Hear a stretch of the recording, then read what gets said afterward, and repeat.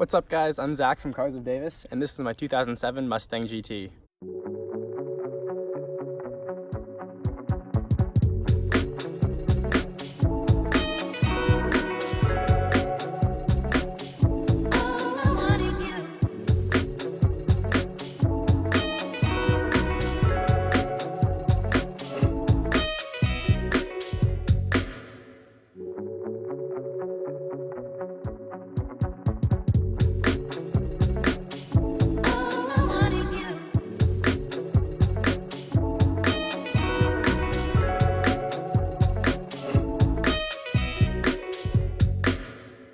So if you're in the market to buy an 05 to 09 Mustang GT, I'm going to tell you everything you need to know, why I like this car, why I don't like this car, and ultimately whether or not I regret the decision of buying this.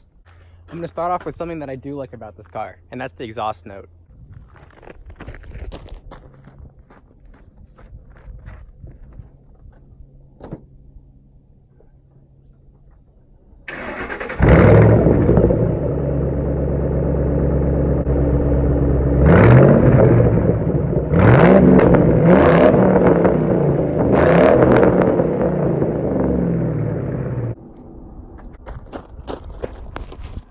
There's nothing quite like the sound of a Triton Ford V8, and the camera does not do this car justice. Okay, moving on to the inside of the car now. This is something that I both love and hate. This car really feels like it's like a brand new version of a 1970 fastback. Like just the styling, the gauges, the steering wheel, the front dash, it just all really feels like an updated version of the old Mustang. On the flip side though, it's an American interior. Because it is an American interior, you're dealing with stuff like rattling while you're driving, just random stuff breaking, and just like things that don't feel as quality as they should be. Some examples of things falling apart is, check out this door panel, this like cover or whatever on it is falling off. That's a common issue on S197s. You've also got, this is my chair switch. It just, I don't know, something in the switch broke, and this is the only way it moves now if I leave it out like this. And like things like this are really common in American cars, especially Fords, and it's just something you have to deal with, and you're gonna have to know this coming in buying a Mustang.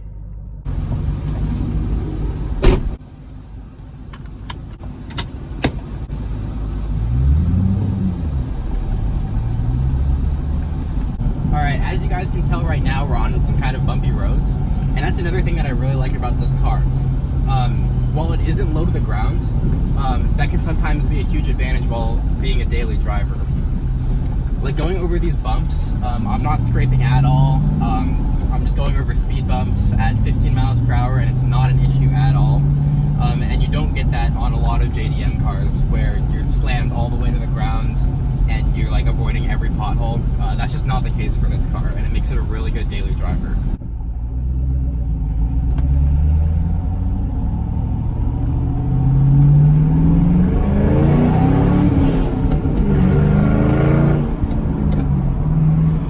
Just letting you guys know, this car is exactly 95 decibels. I measured it out.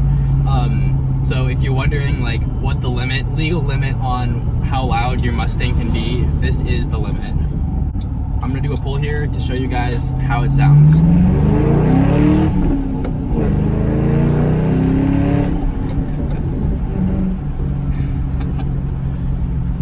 The camera definitely is not doing this car justice on how this car sounds. It is amazing. Next is something I'm sure you guys all saw coming, but I'm gonna say it anyways, and that's this car has terrible gas mileage.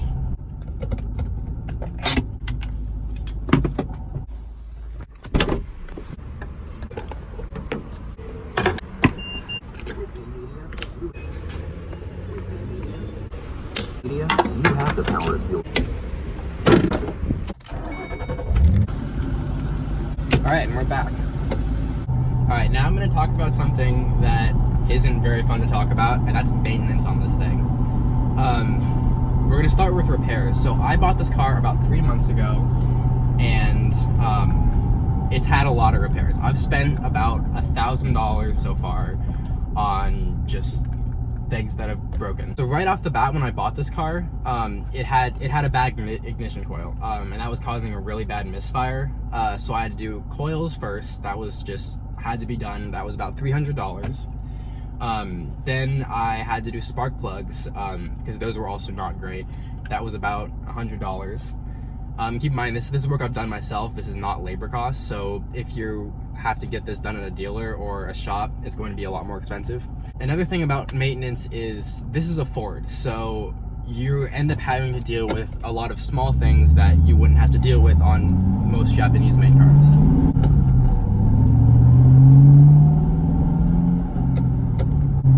Probably the biggest repair I had to do to this was leaking coolant, and Ford designed their 3-valve motors so that the heater hose is underneath the intake manifold.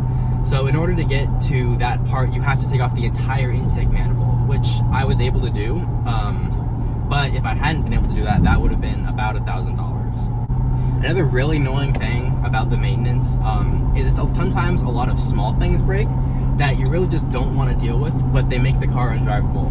For example, the whole clutch is held together with a really tiny clip that's made out of cheap plastic. And normally, like, this wouldn't be a problem, but it makes the car undrivable if it breaks. So the other day, I was stranded just because this tiny piece of plastic broke, and that seemed really avoidable if Ford had just made it out of metal. And just small things like that start to get really annoying when they add up, and it keeps on happening over and over again. On the flip side, however, all these things are very easy to repair. So that heater hose that I was talking about, the dealer wanted $1,000 for it, but honestly, like, I don't really have much mechanical experience at all, but I was able to repair it just off of YouTube videos. Same for the other small things. So if you think that you're up to doing that, then this would probably be the car for you. But if you just don't really want to work on your car at all, this is not the car for you. But honestly, if you're wanting a car in this price range that is fast and fun, you probably will have to do some work on it yourself. So while we're on the topic of costs, I paid $8,300 for this car, and that's after taxes, and I pay about $400 per 6 months for insurance. So if you have a budget of about $10,000, this would be something that you can buy because, like, you want a few grand in money for repairs. This car has 130,000 miles on it. It's pretty much stock. It does have a short throw shifter, which I'd highly recommend getting, and a muffler delete, but that is it. Another thing I like about this car is how much torque it has. Right after factory, it has about 300 or so pound-feet of torque. And that makes it so easy to do donuts. Just throw traction control off, and like, it's so easy to do donuts in this thing or drift it. Like, if you're looking for something that you can just go to parking lots and hoon around in, this is an amazing car for that. Another thing I don't like about this car is the handling. This car feels like a boat. It handles like an old muscle car. It looks like an old muscle car. The handling is just not great. If you're looking for something that you want to take to autocross or something like that, this is not the car for you. This is a straight line car, and that's it. On the flip side, however, this car makes a lot of power for something stock and for the price.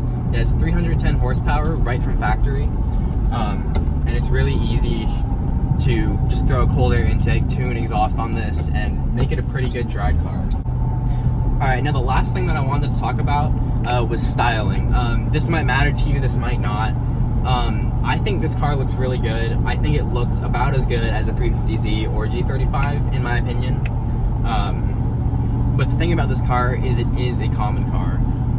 It's sharing a chassis with a V6, and you're going to end up sharing a chassis with a lot of years of Mustang. And that kind of makes it not very noticeable if you're trying to turn necks or whatever. This won't do it as much as something like a clean 350Z or G35 will, just because it's more common.